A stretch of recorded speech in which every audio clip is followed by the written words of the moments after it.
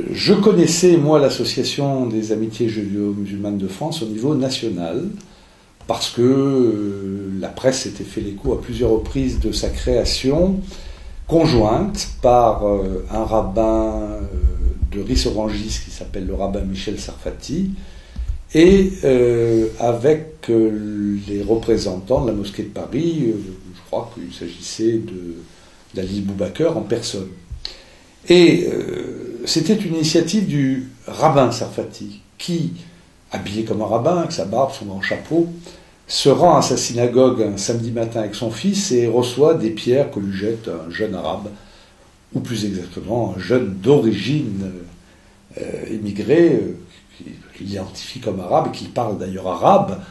Et le rabbin Michel Sarfati, venant lui-même du Maghreb, parlant l'arabe couramment, s'adresse à ce jeune en arabe, en lui demandant pourquoi ce jeune lui avait envoyé une pierre, et bien évidemment ce jeune n'a que peu de réponses à lui apporter, mais ça a fait réfléchir ce rabbin, qui s'est demandé pourquoi, tout simplement parce qu'il avait des habits qui le désignaient comme étant juif, un jeune issu de l'immigration, qui parle l'arabe, éprouvait le besoin de lui jeter une pierre, alors que ce n'est pas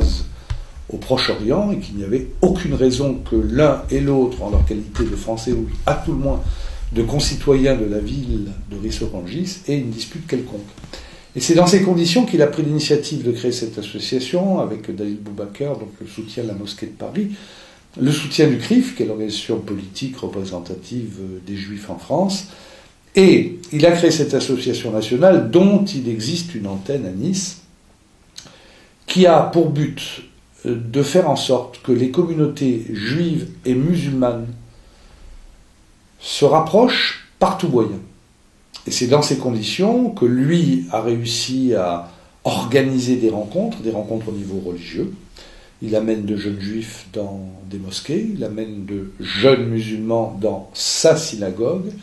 et puis à l'occasion de ces rencontres, et c'est toujours pareil, il travaille avec la jeunesse, et il a raison, c'est la jeunesse qui permettra de dépasser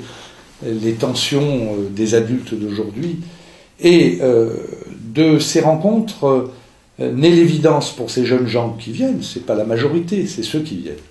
mais naît l'évidence qu'il y a beaucoup plus de choses qui rapprochent le judaïsme et l'islam que de choses qui l'en séparent. Lorsque le rabbin Sarfati reçoit une pierre,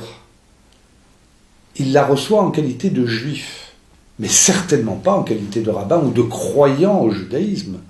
Parce que qu'est-ce que ça peut faire aux croyants musulmans, à supposer que ce jeune soit un croyant musulman, qu'il ait une autre foi. Il n'aurait sans doute pas jeté une pierre au prêtre catholique, aussi bien avec sa robe ou avec son habit de clergyman.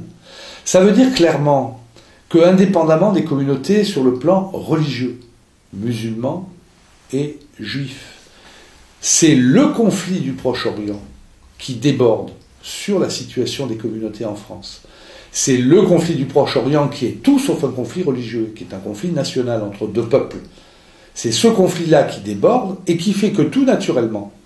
les musulmans s'identifient aux Arabes palestiniens et que les Juifs français s'identifient aux Juifs israéliens. Le conflit à ce moment-là n'est plus religieux mais national. Par l'intermédiaire de cette association qui s'appelle, comme vous l'avez remarqué, du nom de deux religions associées aux amitiés judéo-musulmanes. Mais l'association elle-même étant une association laïque, on cherche en fait à atteindre dans leur globalité les communautés arabes ou d'origine arabe, juive ou d'origine juive, chacun se définit exactement comme il veut, vivant en France, pour leur expliquer que de toute manière, leur faire comprendre que leur intérêt c'est le vivre ensemble, sous la bannière de la République, qu'ils ont le droit d'avoir les foi qu'ils veulent, mais que de toute façon ils n'ont pas, quel que soit leur sentiment sur la question, à épouser le conflit du Proche-Orient, qui est un conflit qui est situé à 4500 km, qui intéresse légitimement et les Juifs, et les Palestiniens, et les Arabes, et au-delà de ça, comme vous le disiez tout à l'heure, la communauté internationale, mais qui n'est pas un conflit qui doit permettre des heurts, des affrontements sur le territoire de la République, pour ceux qui ont la chance de ne pas être concernés dans leur chair par ce conflit. Personne ici ne part à l'armée, ni en Israël, ni dans les brigades d'Al-Aqsa.